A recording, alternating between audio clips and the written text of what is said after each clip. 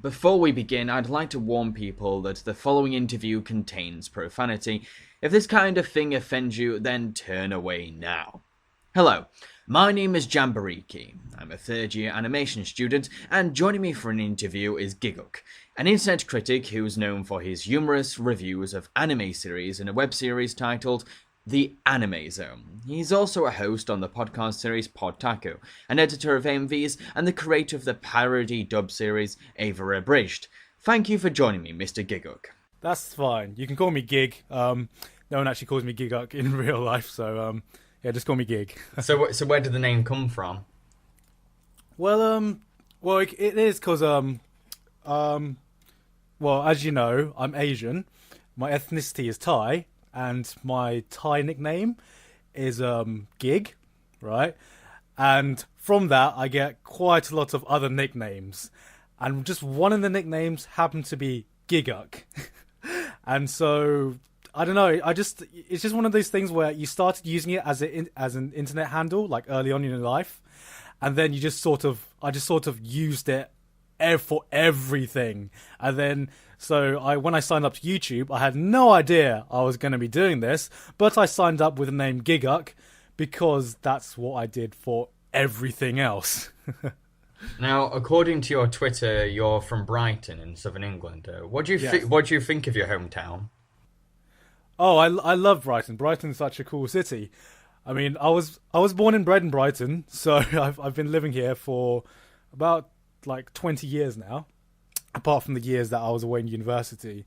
But yeah, it's a great chilled out city. It's right next to the seaside, and it's about as the weather is about as good as England would be able to get. Let's just say. So, what was it like growing up in Brighton as a child? Well, like, I don't know how to describe like how it's like different from growing up in any other city in England. You just, I think I had quite a standard childhood, so not really that much to say. I mean, I suppose if I did have such an unusual upbringing, then I probably wouldn't have turned to the internet to basically give out all my opinions of anime, basically. So, which school did you attend? I attended a school called Basvik, which was a really awesome school. Like, Basvik's such a huge part of my life. And then after that, I went to Bristol University to study electronic engineering, and Bristol was also an awesome city as well. Like, university life was so awesome there. Has engineering influenced your internet projects in any way or inspired them? Maybe indirectly. Okay, because okay, here's the way that I got started doing anime reviews.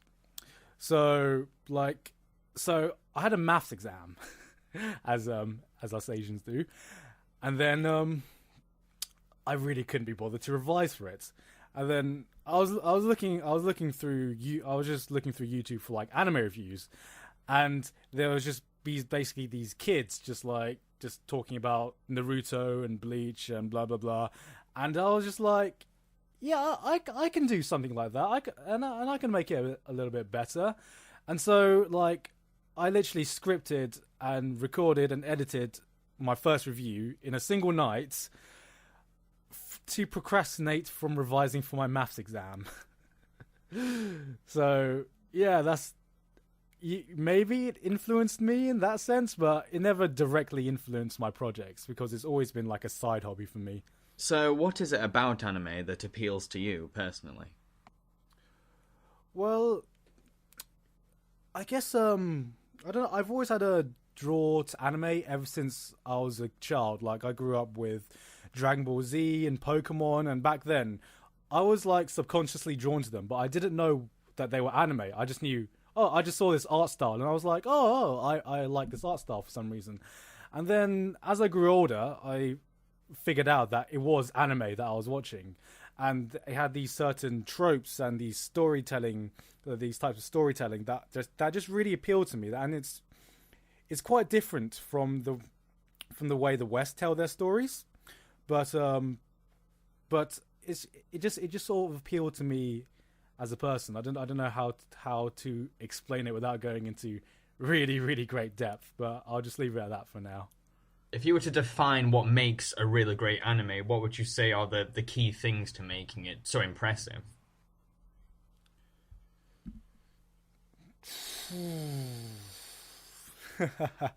Well, honestly, I think that's what's great about anime, is that there are so many different types of anime, and there are so many ways to make something enjoyable, because that's why I watch anime. I enjoy anime. I watch anime to enjoy myself. You say what makes something great. Normally, people will tell you stories and characters, and yes, story and characters are very important, and are maybe the most important, but they aren't necessary to make me enjoy something. For example, an anime movie that I really enjoyed recently was Redline, and Redline has a very simple story and very simple characters, but the animation in Redline just blows my mind, and like the sound design in that, everything, it's just like pure entertainment. And the story may not be up to par, and the characters may be quite shallow, but it was so awesome that I didn't care. Now, your usual anime, I do normally look for a great story and great characters, but it's never just limited to that. Considering how angry you can get during some reviews, what do you think are the main things that really wind you up when watching an anime? Okay, well, if you're a regular viewer of me, and if you saw my recent rant, you would probably know that two things that irk me quite recently are the moe genre, which I know is a personal preference. I know some people like that, but personally, I just do not like moe at all, and just fan service. And when I say fan service, I'm okay with a little bit of fan service, but recently it's just gone to a whole new level where it's just like, I feel bad watching this anime because there's just so much tits and panty shots being thrown in my face, and I was like, I really shouldn't be feeling bad for watching this, but I kind of do. So tell me, what do you want to achieve through making anime reviews? Oh, that's a very tough question, because I got into anime reviewing for fun. I only did it because when I did my first review for procrastination, some people said, "Oh, that's hilarious. I want to see more." And so yeah, I did more, and I kept doing it, and then it just sort of started snowballing, and I'm in the position I am now, which is a very unique position for an anime reviewer. So I'm not sure what I want to achieve, or even if anime reviewing will be related to my career, which I'm going to be starting very soon. But at the end of the day, it will always be a hobby for me, and it's become a hobby that's very close to my heart because of where I am now. So I'll probably always do this for fun. I don't think I'll ever start a job around anime reviewing, even though I would love to. But yeah, I think it will just remain a hobby for now. What do you believe makes a review come across as good in terms of quality and entertainment? A good review. Okay. First and foremost, I think you need a good voice, because especially on YouTube, like first impressions are really important when it comes to your video, and the first thing people noticed is your voice. So if you just start your review off like this, like, people will tune out immediately. Like, I tune out immediately. So if you have like a voice that captivates someone, I think that really grabs them into your review and gets their attention. And of course, the writing in your review, and and it also depends on your style, whether you find your own style, whatever that is, whether it's being comedic or analytical or whatever. You need to find your own style, and then it comes down to like how pretty it looks, which I think is the least important. But I think people overlook like the writing and finding their own style and basically how they sound in a video review, at least. So how would you define your own show? How would you say it separates itself from other anime review shows? Well, a lot of people have compared me to Yahtzee, and that's totally fair because when I started, I totally did rip off Yahtzee from Zero Punctuation. But as time went on, I sort of stepped away from that because I think he tried to be too nitpicky, and he just tried to go into everything hating it. Where I love anime too much to go into an anime wanting to hate it. So I'd say, do you know a guy called Charlie Brooker? Yes. Yes, Charlie Brooker is a huge influence for me. Some people might compare me to Yahtzee, but Charlie Brooker is my biggest influence because he's satirical, and he can mock things, but he can also show the serious side of things. Like when Charlie Brooker talks about the news, he can satirically mock it, but then he can also make like something like Black Mirror, which is able to portray his message quite seriously. And I've tried to do that with my own AMVs, and sometimes I don't always. My reviews have a serious side to them as well. But then I also like to do my abridged series, which just mocks the series for comedic purposes.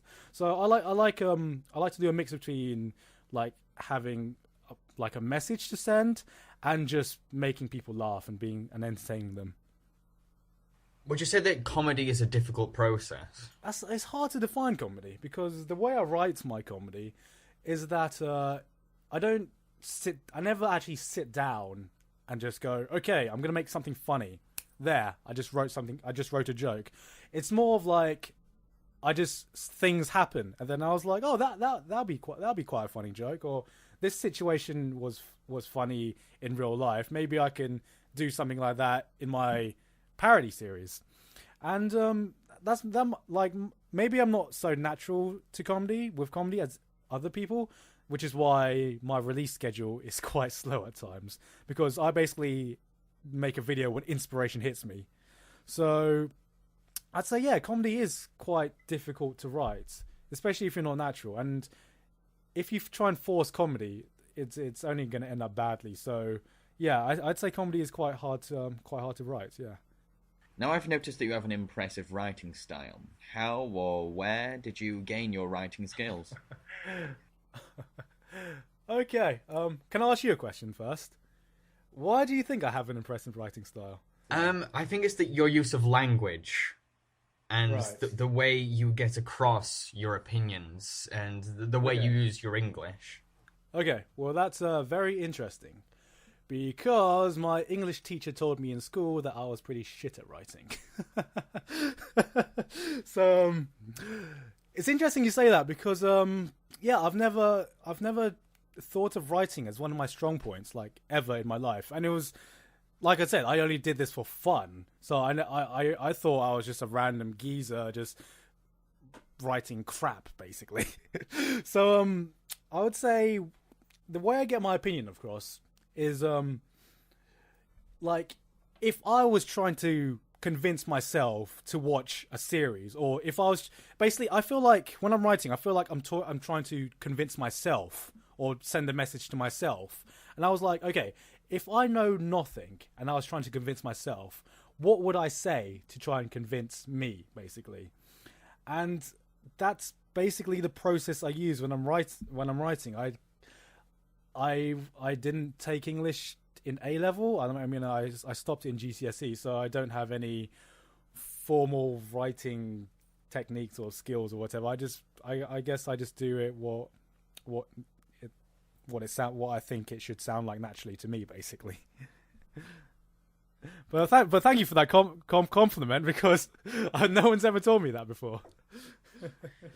So when you do write, do you have a certain demographic in mind?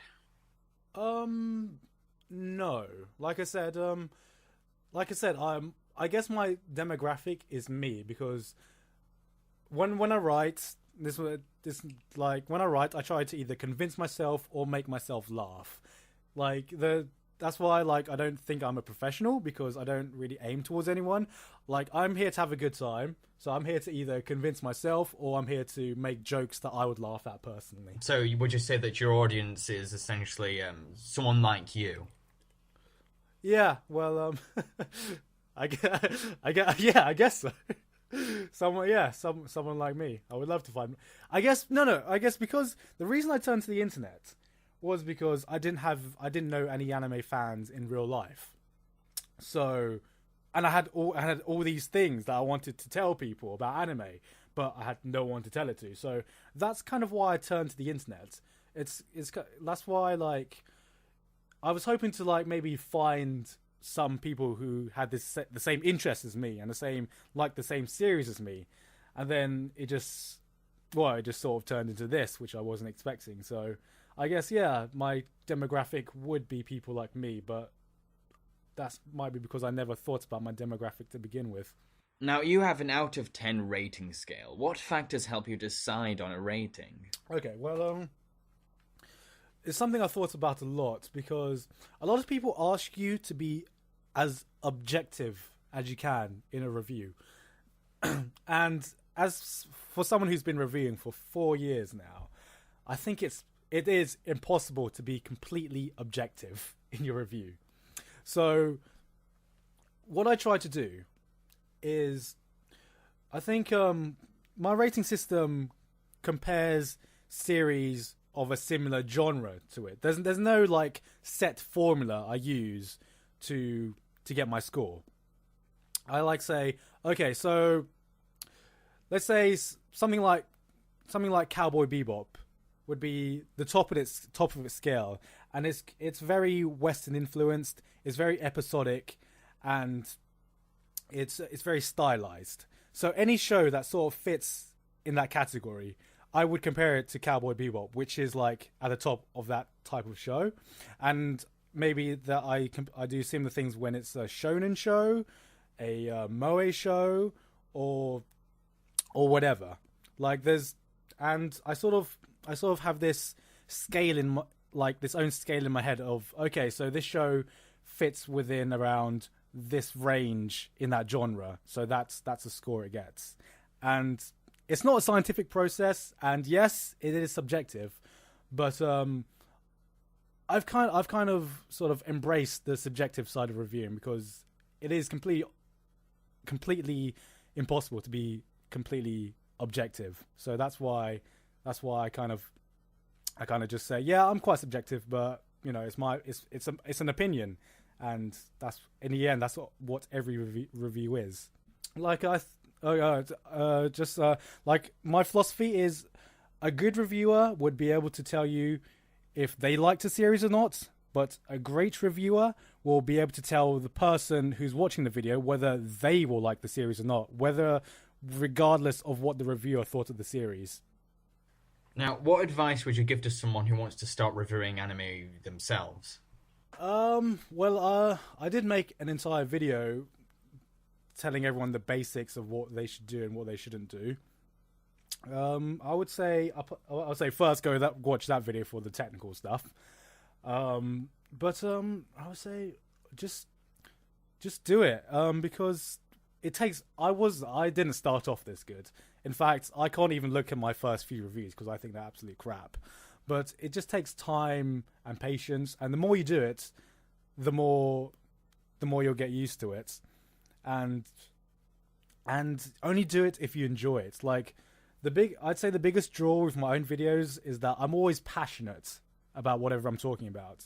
Like, I've written scripts, and then I've read it back, and then I was like, this is crap. I'm not passionate about this at all. And then so that video just never got released. Like, everything I talk about, I'm really passionate about, and I hope that I can portray that to the audience.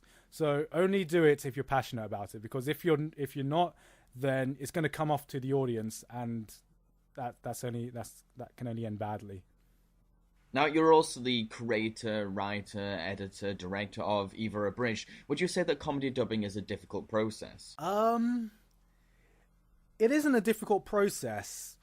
It just takes a long time, because what happened was I was bored of reviewing one day, and then I just wanted to do something different. So I wrote a script, the script of the first Averbridged, in about a night or two, and then I literally had no idea where to go. So after searching around a bit, I had to cast the voice actors, who I'm very thankful of the voice actors and actresses I was able to find, because they made it that much more awesome. And then I had to direct them all personally and get their lines. And then I had to edit it, which is a lot more intensive than editing a standard review. So it wasn't harder than making a review. It just takes more time and is more tedious, let's say. But I would say it's actually a lot more fun, because unlike with reviews, which is a solo project, you're working with a group of people, so you're always interacting with someone, which just adds more fun to the process. And you also provide voices for Averbridged. Do you have any background in acting? No, and I voice Fuyutsuki, which is like the only main character I voice, and the only reason I can voice him is because I based that character around me. So I know I can act him because I based him around me. I have no I would say I'm not a very good actor.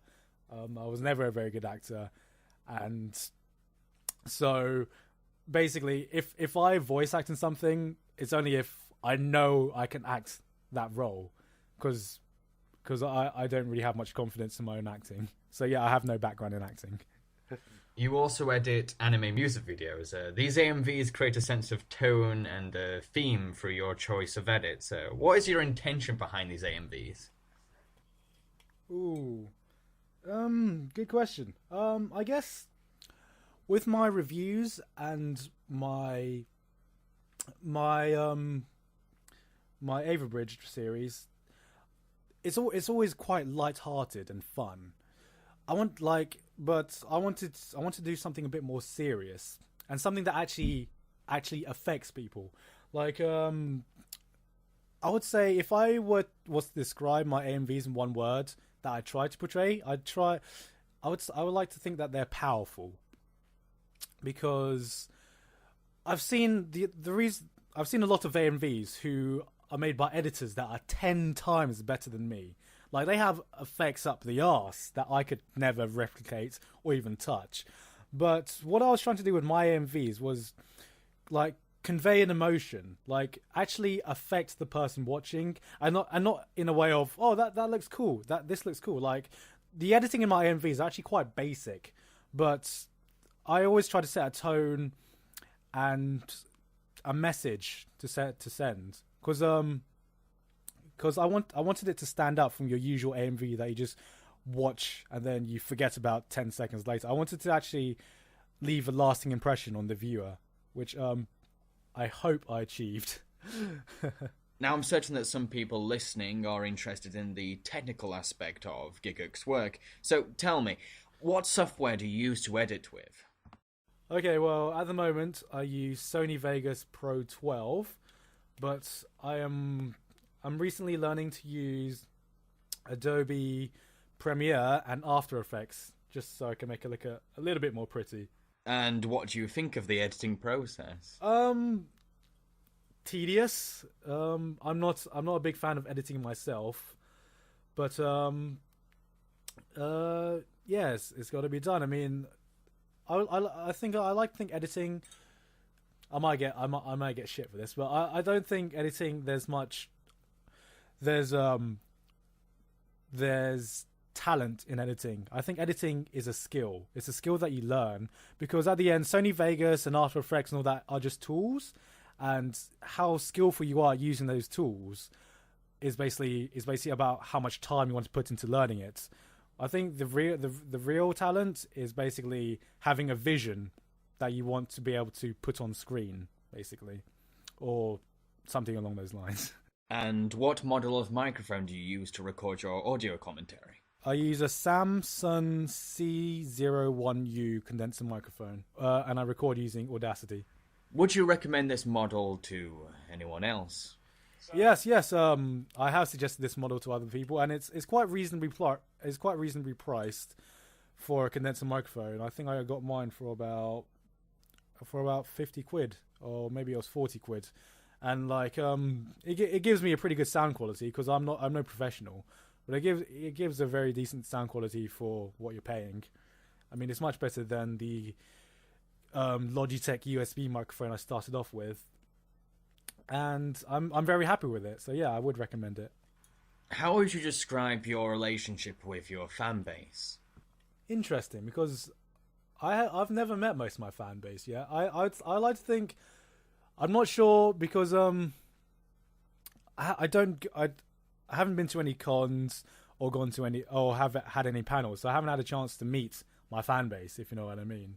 So it's more of like, sometimes if a fan makes a review that I like, or sometimes I reply to comments, but apart from that, I don't have that much of a relationship with my fan base yet.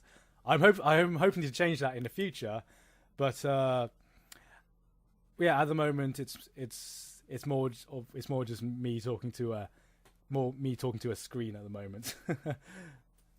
But if any fans want to get my attention, just like the easiest way to get my attention is to make something, like, because in my head there's always a difference between someone who just takes the time to comment on your video, which I'm very thankful for the people who comment on my videos, but if you take a time to make a video response or even make your own reviews, then that gets my attention immediately. Would you say that internet fame has affected you in any way?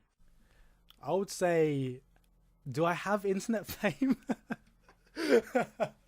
I really have no idea. Like, I'd say the only time it's affected me was okay. So I feel like a year ago, none of my friends knew about these. This was a secret hobby for me, and nobody knew about it at all.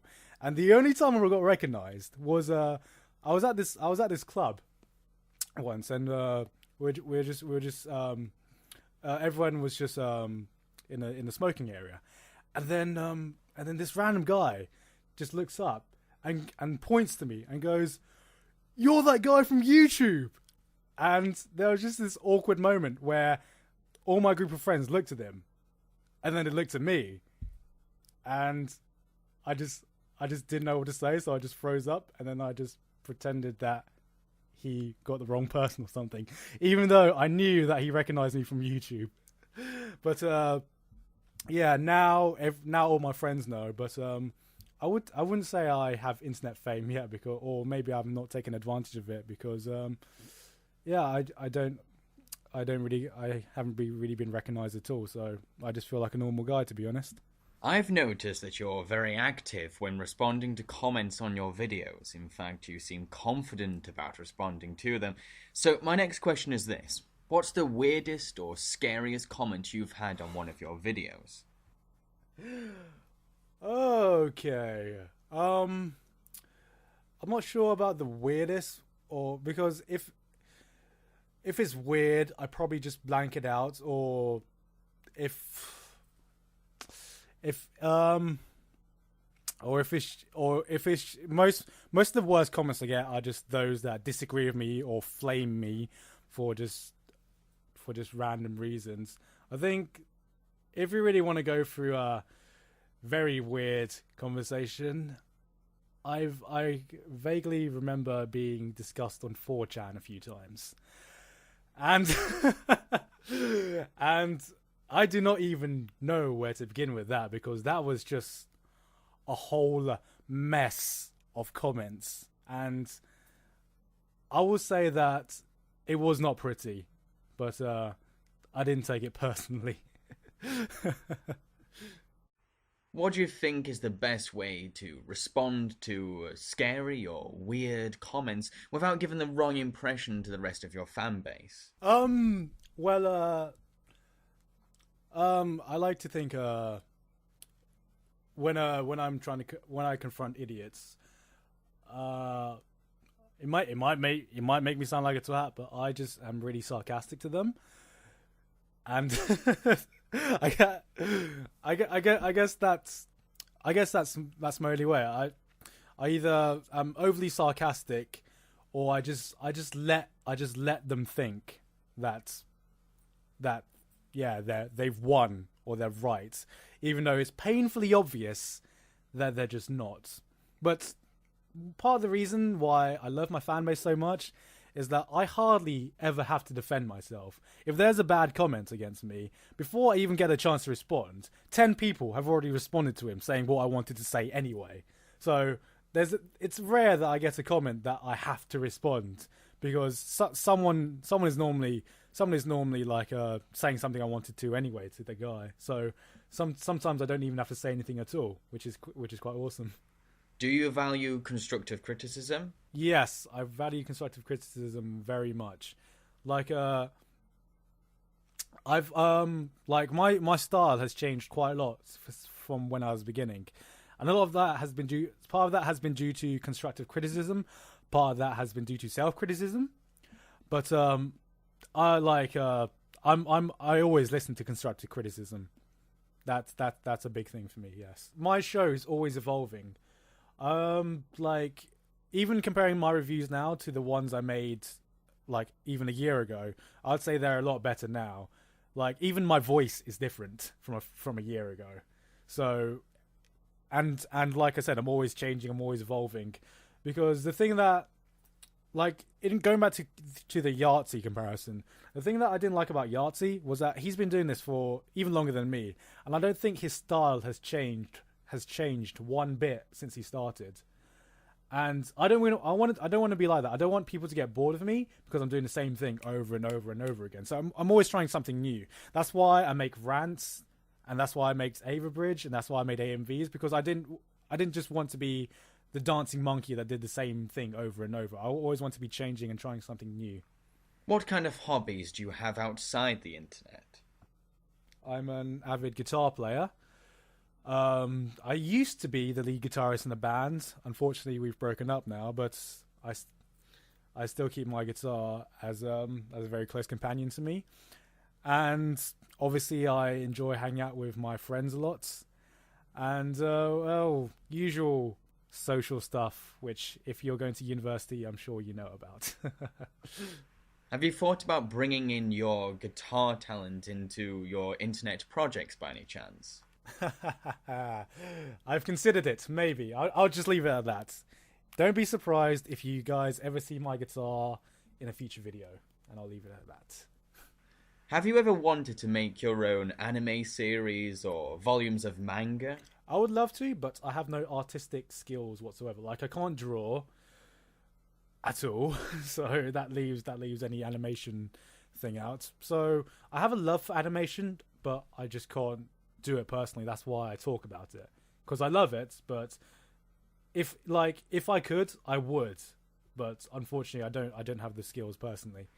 So if you could get hold of a talented animator or artist, would you at least consider writing an anime or manga?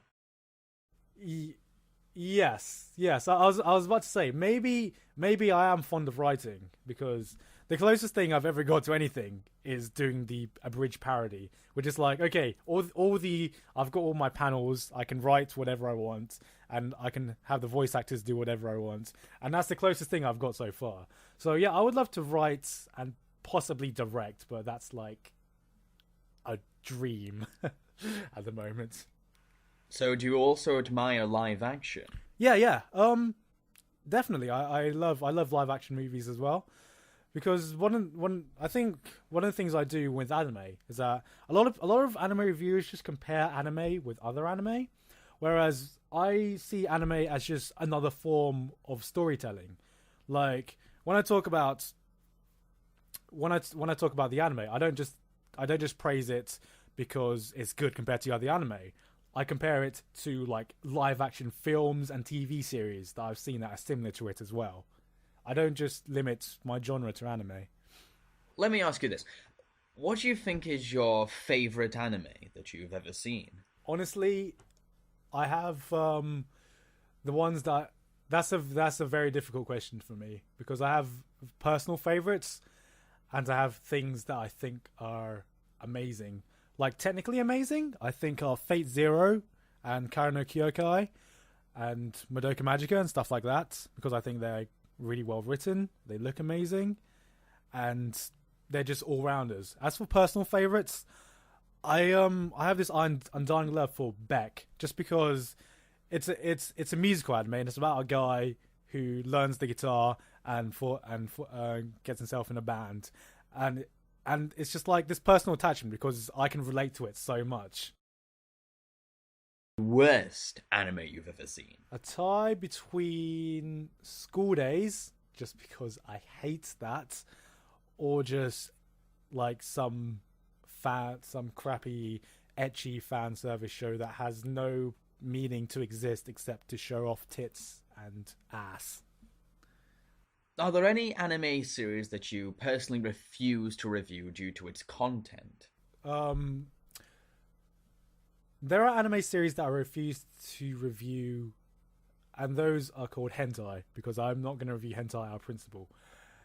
There are anime that I would not be able to review because I'm too personally attached to it. Like, I don't think I'll ever be able to review Beck or Karen no Kyokai because I'm too personally attached to them to review it, because they're the types of show where you watch and then my reviewer mind just switches off, and then I'm just like, I have nothing to talk about this. I love this too much to be able to critically look at this with a critical eye. But apart from those two categories, and maybe like really long running series like One Piece, like I'm not going to watch 500 episodes of One Piece to review that, even though I like One Piece, but I'm not going to review that because that's just too much to go through. Apart from those three categories, like hentai, personally attached, and long running series, I'll review anything. What would you say is your proudest achievement so far as an internet reviewer? I'm not sure as an internet reviewer, but my proudest achievement in my internet history was after I finished the second episode of Averbridged.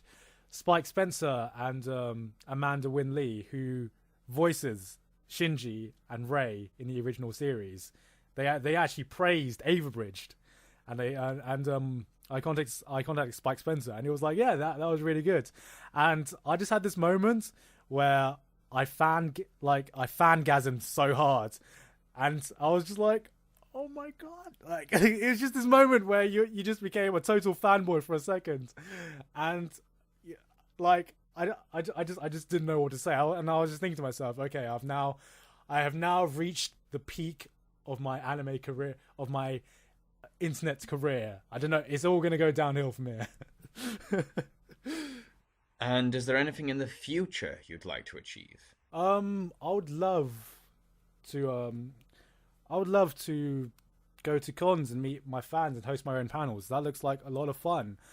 And unfortunately I haven't been able to do that yet because well, one, I haven't been able to go to any cons in the UK because of the original problem I had, which is I have no real life friends that are into anime. So I'm still in real life. I'm still quite alone when it comes to people who like anime. So I haven't been able to go to any cons. I would love to go to some American cons to maybe meet my fellow podcast members and possibly do a panel. I think that's my new long-term goal. Hopefully, I'll have enough money someday. Would you like to bring what you do into the medium of television one day? Yes, I would love. I mean, you've just hit on a very similar